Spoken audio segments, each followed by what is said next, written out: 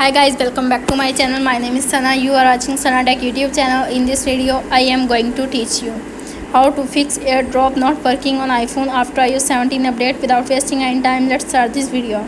Solution number 1: reset all settings. Tap on Setting app. You can see appears on screen. Scroll up. Tap on General. Scroll up. Tap on Transfer Reset iPhone. Tap on Reset Setting. Tap on Reset all settings. Enter your iPhone passcode. You can see appears on screen. Reset all settings. This will reset all settings. No data or media will be deleted. Tap on reset all settings to confirm this action and problem is fixed. If solution number 1 is not working, now applying this solution number 2. Solution number 2 is restart your Bluetooth and Wi-Fi.